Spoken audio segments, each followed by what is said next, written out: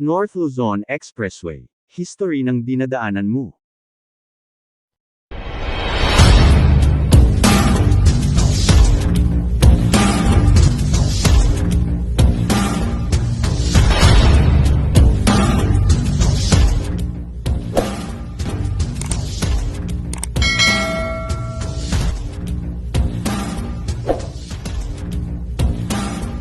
Sa tuwing ikaw ay dumadaan sa North Luzon Expressway o NLEX, napapaisip ka ba o napapatanong, kung paano o kailan nagawa ang expressway na ito? Atin itong tatalakayin at aalamin ngayon sa bidyong ito. Ang NLEX ay itinayo noong 1960s bilang bahagi ng programa ng pamahalaan, kung saan ang NLEX ay nagsisilbi para sa mga babiyahe pan-North. Ang NLEX, na nilagdaan bilang E1 ng Philippine Expressway Network, at R8 ng Metro Manila Arterial Road Network, ay isang kontroladong access highway na nag-uugnay sa Metro Manila, at sa mga lalawigan ng Central Luzon.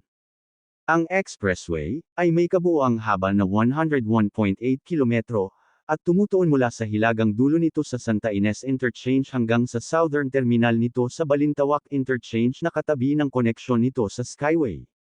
Ang bahagi ng expressway sa pagitan ng Santa Rita Exit at ng Balintawak Interchange sa Quezon City ay bahagi ng Asian Highway 26, ng Asian Highway Network.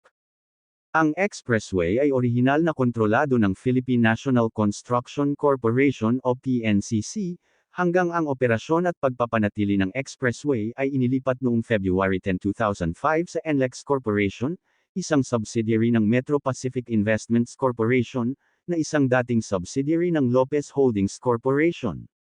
Ang expressway ay pinalawak at na-rehabilitate mula 2003 hanggang February 2005, na ginawang moderno ang kalsada at mga pasilidad nito. Nagsisimula ang expressway sa Quezon City bilang 4-lane road sa Balintawak Interchange kasama ang EDSA bilang pagpapatuloy ng A. Bonifacio Avenue. Mula sa Balintawak, ang NLEX ay may isang tuwid na ruta pa north. Dalawang service road ang tumatakbo sa magkabilang gilid ng expressway mula Balintawak hanggang sa Barangay Lias Marilao. Ang N160 concurrency ay nagtatapos sa mga hangganan ng lungsod ng Caloocan at Malabon, malapit sa Eternal Gardens Memorial Park at sa ibaba lamang ng Skyway, at sa Balintawak Exit. Ang expressway ay yumuko pakanluran sa HarborLink Interchange sa Valenzuela at sa Tambubong Interchange sa Bocaue, Bulacan. Ang expressway ay lumiit sa 3 lane bawat direksyon pagkalampas sa Tabang Exit. Nagpapatuloy ito sa isang tuwid na ruta, binabagtas ang Giginto, Malolos, at Pulilan. Ang Asian Highway 26 o AH26 concurrency ay nagtatapos sa Santa Rita Exit, kung saan sinusundan nito ang Maharlika Highway, kilala rin bilang Cagayan Valley Road, patungo sa Baliwag at Cagayan Valley. Ilang metro pagkatapos ng Pulilan Exit ay ang Candaba Viaduct na kilala bilang Pulilan-Apalit Bridge. Binabaybay ng tulay na ito ang mga munisipalidad ng Pulilan at Kalumpit, Bulacan, at Apalit, Pampanga, at tumatawid sa Apalit Bypass Road at Pampanga River bago matapos ang viaduct. Pagkatapos ng San Fernando Exit, ang expressway ay lumiit sa 2 lane bawat direksyon. Ito ay nagpapatuloy sa halos tuwid at malumanay na ruta sa mga rural na lugar ng Mexico, tumatawid sa mga ilog ng Abaken at Quit-Angle, at binabagtas ang silangang bahagi ng Angeles at Mabalacat. Kumukonekta ang NLEX sa Subic-Clark-Tarlac Expressway o SCTEX sa pamamagitan ng Clark Spur Road. Ang orihinal na kahabaan ng expressway, mula sa Balintawak Interchange sa Quezon City hanggang sa Giginto Exit sa Bulacan, ay natapos noong August 4, 1968. Orihinal na proyekto ito ng DPWH, ang pagkumpleto ng malaking bahagi nito ay napunta sa Construction Development Corporation of the Philippines, upang pasimulan ang konsepto ng toll ng infrastruktura ng pagpopondo. Ito ay isinagawa sa ilalim ng pribadong financing scheme na ibinigay ng Republic Act No. 3741. Sa pagitan ng 1985 at 1991, sa ilalim ng mga administrasyon ni Ferdinand Marcos at Corazon Aquino, ang expressway ay pinalawak ng isa pang 5 kilometro mula sa dulo nito sa Dao Exit, hanggang sa Santa Ines Exit sa Mabalacat, Pampanga. Mula February 2003 hanggang February 2005, ang expressway ay sumailalim sa isang malaking rehabilitasyon. Kasama sa mga gawain ang pagpapalawak ng bahagi ng Balintawak hanggang Tabang, mula 6 hanggang 8 lane at ang Tabang Santa Rita segment mula 4 hanggang 6 lane, at ang demolisyon ng mga lumang toll booth.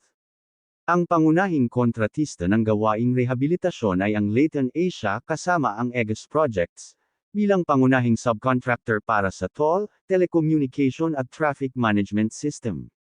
Upang makatulong na mapanatili ang kaligtasan at kalidad ng expressway, iba't ibang mga patakaran ang ipinatutupad, tulad na lamang ng pagbabawal sa mga overloaded na truck. Noong February 12, 2007, ang buong kahabaan ng expressway ay nagsimula ng isa pang rehabilitasyon para naman sa mga drainage system nito. Sa loob ng panahong ito, ang ilang mga lane ng kalsada ay sarado. Nagdulot naman ito ng napakalaking traffic jam sa kahabaan ng kalsada. Noong June 5, 2010, binuksan ang NLEX Segment 8.1 o NLEX Mindanao Avenue Link. Ang bagong spur road ng NLEX ay bahagi ng C5 Road North Extension at itinayo upang magbigay ng isa pang entry point sa expressway, mula sa Metro Manila at decongest Balintawak Interchange. Noong March 18, 2015, binuksan ang NLEX Segment 9 o ang NLEX Karuhatan Link, na nagbibigay ng pagpapatuloy sa Segment 8.1 na tumatakbo mula sa kabilang panig ng Harbor Link Interchange hanggang MacArthur Highway sa Karuhatan, Valenzuela. Noong February 28, 2019, ang pangunahing kahabaan ng NLEX Segment 10 o ang NLEX Harbor Link, mula Karuhatan hanggang C3 Road, ay binuksan. Ang NLEX Segment 8.2, na magpapalawig ng NLEX Segment 8.1 mula Mindanao Avenue hanggang Congressional Avenue, ay nakatakda ring itayo, ngunit naantala ang pagtatayo nito dahil sa mga isyu sa right-of-way. Ang NLEX Connector ay isang 7.7 km elevated highway na nagsisilbing connector sa pagitan ng NLEX at SLEX. Ang pangunahing expressway ay naging paksa ng ilang pambatasan para sa iminungkahing pagpapalit ng pangalan nito.